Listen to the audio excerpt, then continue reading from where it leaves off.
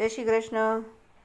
આજે આપણે જાણીશું પુત્રતા એકાદશી કઈ તારીખે છે તેમજ તેના શુભ મુહૂર્ત અને મહત્વ વિશે જાણીએ।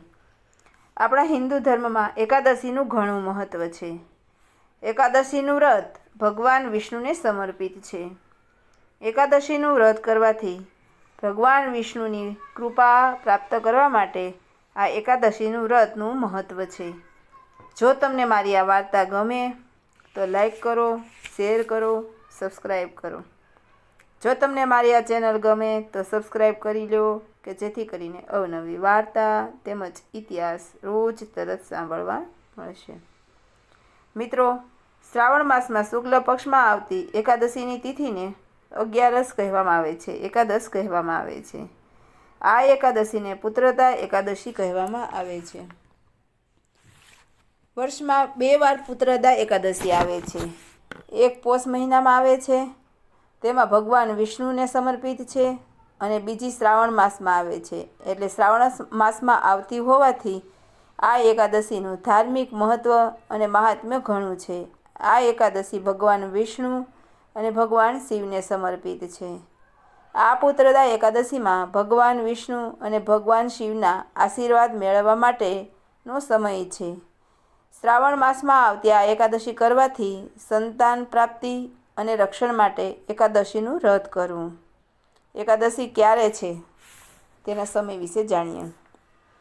પુત્રદા એકાદશી તારીખ 4 ઓગસ્ટ 2025 સવારે 11:41 શરૂ થશે, જ્યારે તારીખ 5 ઓગસ્ટ 2025 બપોરે 1:12 પૂરી થશે।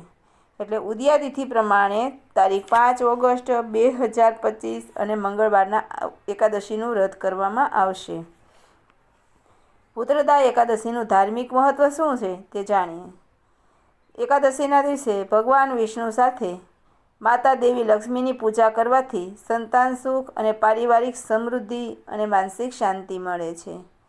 એવું માનવામાં આવે છે કે જે યુગલો સંતાન ઈચ્છે છે તેઓએ આ દિવસે પાણી વગરનો અથવા ફળ ખાઈને ઉપવાસ રાખવો જોઈએ અને વિષ્ણુ સહસ્ત્ર નામનો પાઠ કરવો જોઈએ। આ એકાદશીને પવિત્રપણા એકાદશી તરીકે પણ ઓળખવામાં આવે છે, જે ફક્ત સંતાન પ્રાપ્તિમાં જ મદદ કરતી નથી પણ બાળકના લાંબા આયુષ્ય અને ઉજ્જવળ ભવિષ્યનો માર્ગ પણ બતાવે છે। પૂજા પદ્ધતિ વિશે પણ જાણીએ। એકાદશીના દિવસે સવારે વહેલા ઉઠી નિત્યકર્મથી પરવારી ભગવાન વિષ્ણુ ભગવાનની ઉપાસના કરવી જોઈએ।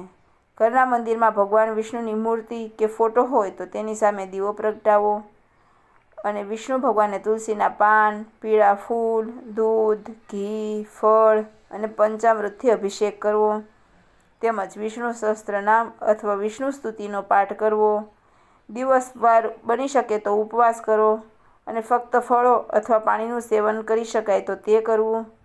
ત્યાર પછી રાત્રિ જાગરણ કરવું અને ભગવાનના ગુણગાન ગાવા તેમજ બીજા દિવસે બ્રાહ્મણ અથવા જરૂરિયાતમંદ વ્યક્તિને ભોજન અને દાન આપીને ઉપવાસ તોડવો। આ દિવસે ભગવાન વિષ્ણુની પૂજા કરવાનું વિશેષ મહત્વ છે। બોલો વિષ્ણુ ભગવાનની જય।